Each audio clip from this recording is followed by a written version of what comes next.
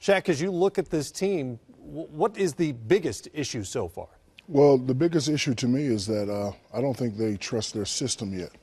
You know, we all know it takes a system to win championships. As a matter of fact, I don't really think they're comfortable with the system. I was going to say, I'm not sure they know the system yet. I mean, you know, they were 0-8 in the preseason. You know, everybody didn't play at all times. Right now, you know, they look out of whack. You know, they're just not in spacing. You know, they're just not playing together. To me, they look very confused. But in order to win, you have to say, you know what, I accept this system. I believe in this system. And once they start acting like that, then maybe, you know, they might get on track. But out there in L.A., 0-2, no need for panic. They will get it together. How quickly can they turn it around?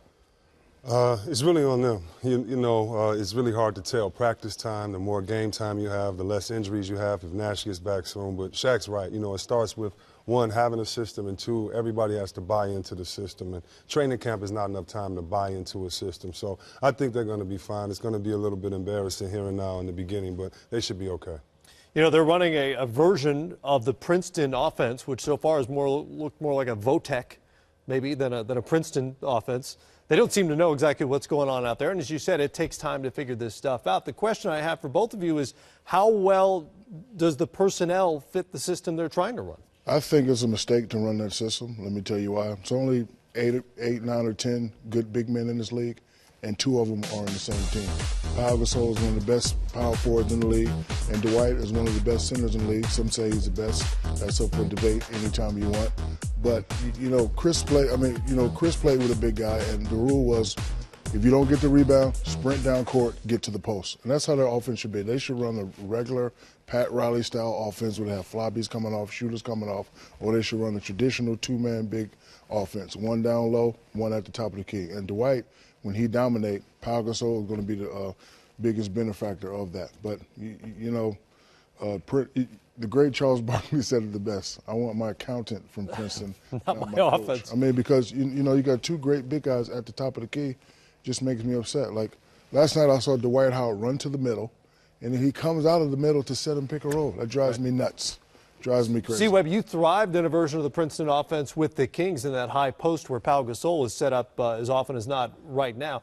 As you look at the starting 5, how many of them are well-suited to play in that offense? Well, 2 things, and I know Coach Carrill very well, and he had to convince me to play in that Princeton offense. I didn't want to be a part of it because it's not traditional, and it can work. But a couple things. One, Coach Carrill would put both of those big boys in the post. He would say, forget any offense I created, anybody created. These players are so big. You've got a mismatch. Let them duck in. Yeah. I mean, he used to work with us on ducking in. Second, you need really good passers. And to be honest, when I played that long ago, we always used to love doubling Dwight Howard because he led the leagues in turnovers from double. So that means what? No, he's not a passer capable of doing it. He needs to stay on the post. Second, if he's just set a hard pick and roll with roll and replace, and he ducked in there, and you had Paul Gasol coming up to the top, it'd be a lot easier. So the last thing, with Mike Bibby and playing with him, he wasn't a dribbling point guard.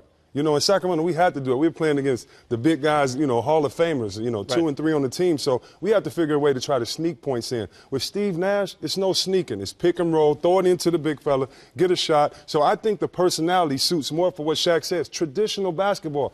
The Princeton offense is almost a gimmick to keep points going, to get fast scores, and to make sure the other team, you're just trying to keep them playing your game because you can't play their game. They should make everybody play their game, especially with the big guys inside. But the good thing about playing you guys, a long time ago, like you said, you guys had 2 different offenses. When we missed, you had the fast break offense. That's right. If we got back on defense, then you got into the Princeton. So with Steve Nash, you know, Dwight Howard, the greatest rebounder in the game, getting it to Steve Nash, shouldn't be no offense. No, fast break, secondary break. Fast break, secondary break. Now, if the defense gets back, now you go to the Princeton offense.